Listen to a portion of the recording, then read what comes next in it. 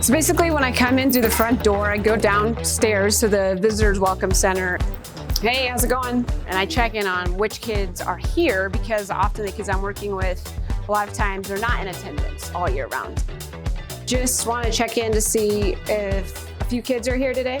Denver Public Schools students come to the schools because they want to go to a place where it's safe. And if we're not providing safety first, education can't do what they need to do. The Youth Violence Prevention Program is a pilot program that started out last year, trying to figure out really how we can lower or reduce the risks our students were facing inside DPS.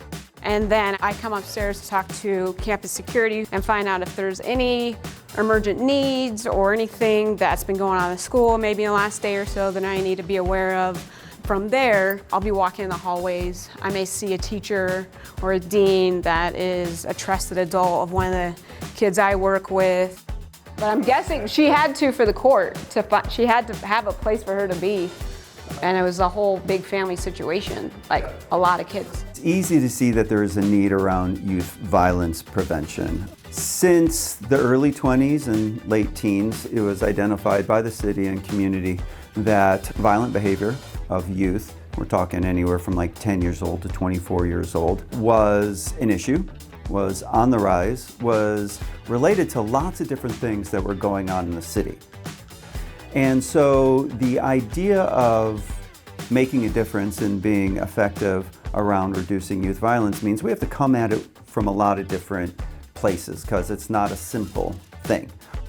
Ultimately, the reason why youth violence is such a focus, and from whether it's a school perspective or a city perspective, is middle school is like the right time. They have peer pressure, they're starting to experiment with things. They can make or break some life decisions in this crucial time where they're kind of for the first time, maybe getting themselves into some trouble. So really having a strong mentor or somebody they can talk to if maybe they don't have that at home, someone connecting them to a resource before it's too late, I think is the whole perspective or goal of preventing youth violence, is how do you get there right when it's happening to help change the trajectory of their whole life.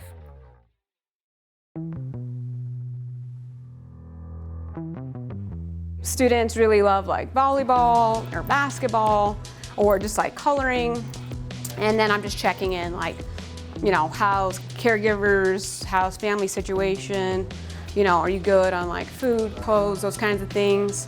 My role is when I come into a school setting is to understand who are the people that are helping make the decisions. So we're meeting with leadership.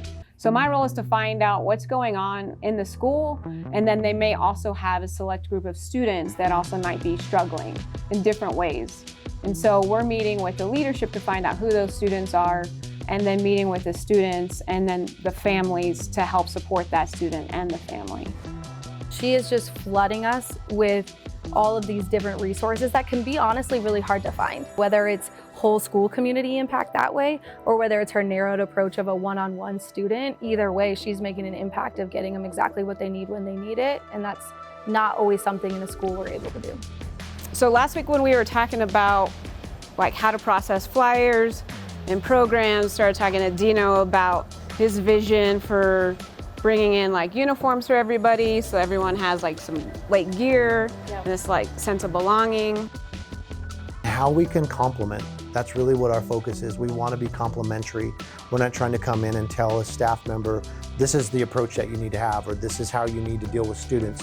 We're coming in support and realizing that with the volume of incidents and needs that are taking place in the school, our team can pinpoint and be a little bit more direct and personalized on student needs and cases, whereas the school as a body is really trying to focus on what their agenda is, and that's education.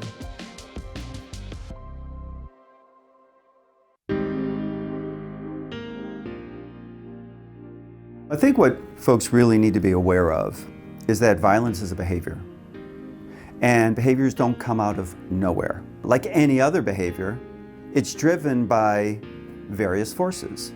And so for us to be thinking about how do we impact violence, we don't necessarily even have to focus directly on the behavior. We can't pretend it isn't there. We can't pretend that it doesn't have a huge impact, but we really need to understand what's underneath it and driving it.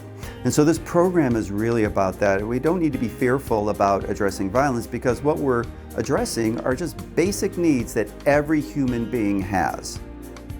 We're a bridge of communication. A lot of times, the resources that students have, they may not understand all the resources that are available within DPS or outside of DPS. So we're also empowering them to understand what they have access to.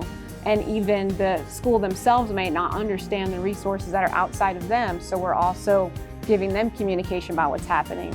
And then as I'm working with students, I'm sharing that information with the leadership so they can further support them in the school setting.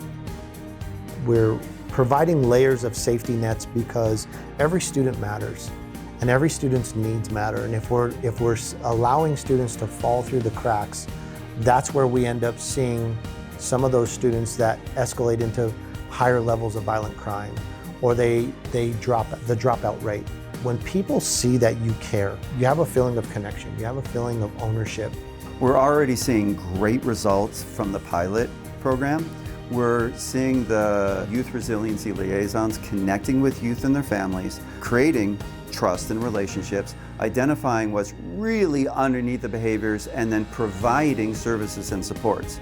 And those services and supports are coming from the school itself, the school system, city agencies, and community-based organizations.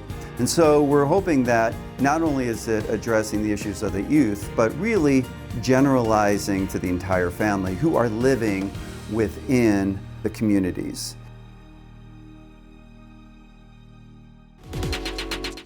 Stay elevated by subscribing to the city's YouTube page for these stories and more. And stay tuned to our social media channels for more content.